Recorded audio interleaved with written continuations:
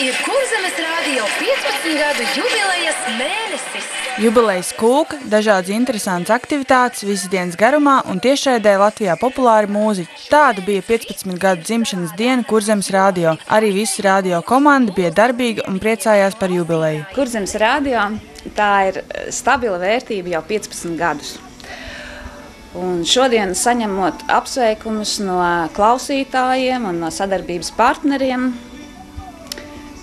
šo sajūtu tikai stiprina par šo stabilitāti. Jo mēs esam sapratuši, ka mēs esam iekarojuši klausītāju sirdis, un viņi ir kopā ar mums arī šajā jubilejā. Paldies viņiem par to.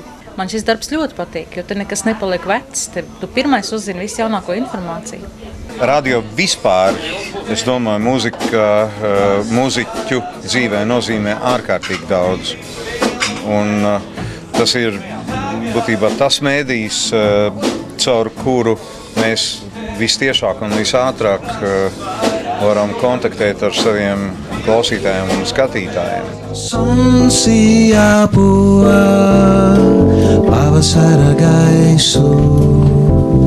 Arī gaisā palaistie baloni bija neparasti. 15 lidojošajos brīnumos bija īpašā naudiņa. Pirmo reizi radio ēterā bija visi dīdžeji vienlaikus. Agnis Cinītis, Māris Dadzis, Dainis Pilskungs. Sarunās piedalījās arī ilgadējais raidījuma autolaiks vadītājs Andris Grīnvalds. Plāni jau ir vienmēr.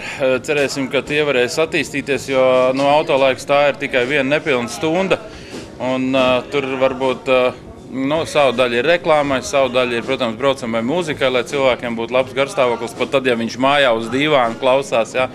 Bet mēģināsim jau arī kaut ko jaunu ielikt. Bet katrā ziņā tur ir tādas nevīstošās vērtības kā melnās Bertas anekdotes un tam līdzīgas lietas. Tā kā, klasika ir klasika. Dik pa brīdim kaut ko jaunu jau piedomās klāt. Es ir viens no tiem zobratiem, jā. Bez zobratiem neiet uz priekšu un katram savs darbiņš ir darām. Man tā kā vairāk ir uzticēts sakārtot, regulēt ēteru. Arī reklāmas ir stājis un palīgā saucu un dažādi darbi, kas ir it kā nemanām, bet ikdienā tie ir aizkadrā, kā saka.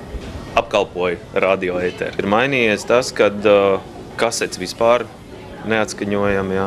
No mūzikas spēlējam no datora, tad praktiski tas ir tas lielākais, kas ir mainījies. Pie radio ēkas darbojās arī brīvais mikrofons ar pieslēgšanos ēteram. Kurzemes radio ir pirmā un lielākā reģionālā radiostacija Latvijā, kas savu skanējumu sāka 1997. gada 25. maijā. Ikdienas šo radio klausās ap 80 000 Latvijas iedzīvotāju. Jubilejas svinības turpināsies arī Kuldīgas pilsētas svētkos ar brīvdabas karaokes pasākumu līdz pat rīta gaiļiem. Radio jāiet uz priekšu.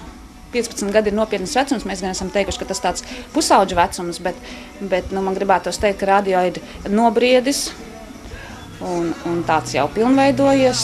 Vienkārši ir jāiet uz priekšu un uz jauniem mērķiem un jābūs jaunas auditorijas. Maruta Dene, Olafs Perševics, Skrundas televīzija.